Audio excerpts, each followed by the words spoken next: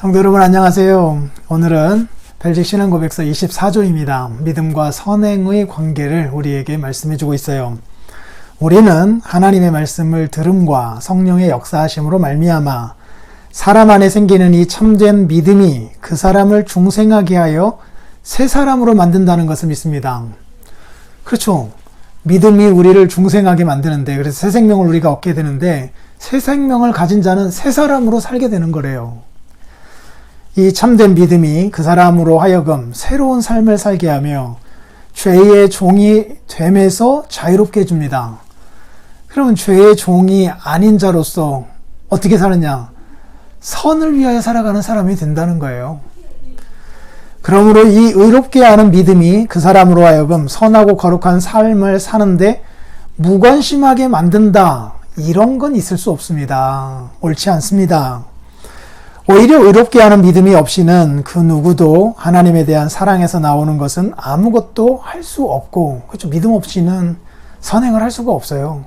선행의 근본은 하나님을 향한 사랑이고요. 다만 자기 사랑이나 정죄받는 것에 대한 두려움, 이런 것들 때문에 어떤 일을 할 뿐입니다.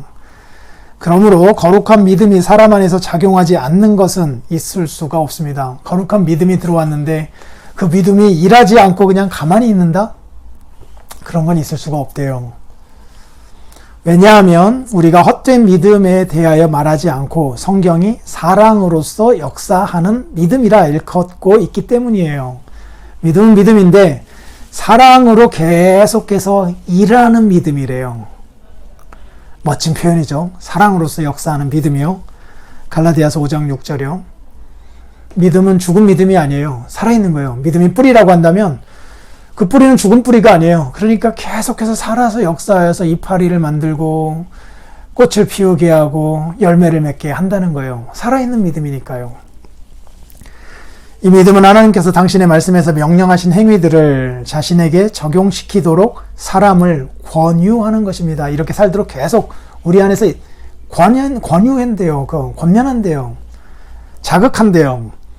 믿음의 선한 뿌리로부터 나온 이 행위들은 하나님 보시기에 선하고 받으실 만한 것입니다. 왜냐하면 이 행위들은 모두 하나님의 은혜에 의하여 거룩하게 되었기 때문입니다. 그럼에도 불구하고 그 행위들은 우리의 칭의에 이바지하지 않습니다.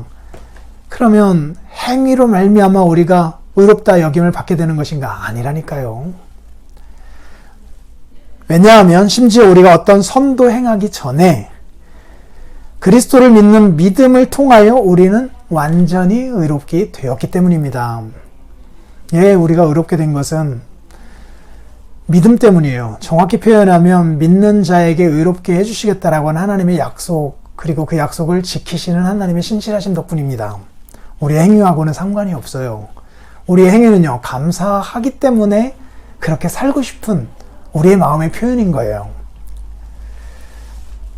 이렇게 의롭게 되지 않았다면 우리의 선행은 나무 그 자체가 선하지 않는 한 그 나무의 어떤 열매도 선할 수 없는 것보다 더더욱 선할 수 없는 것입니다. 라고 밝히고 있어요. 오늘은 여기까지 읽고 내일 나머지 부분들을 더 살펴보도록 하겠습니다.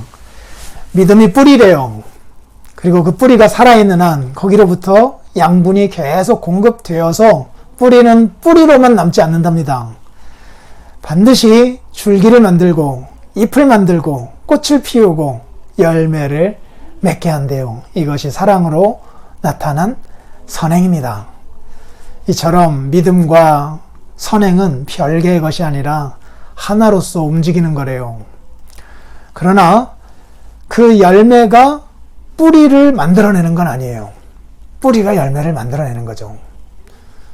믿음이 선행을 만드는 거지 선행이 믿음을 만드는 건 아니에요. 이것을 기억하면서 오늘 우리에게 구원의 은혜를 거저주신 것, 이렇게 하나님을 위하여 선한 열매 맺도록 하시기 위한 하나님의 우리를 향한 배려이다, 기회이다 라고 생각하고 하나님 앞에서 하루 또 살아가 보자고요. 내일 뵙겠습니다.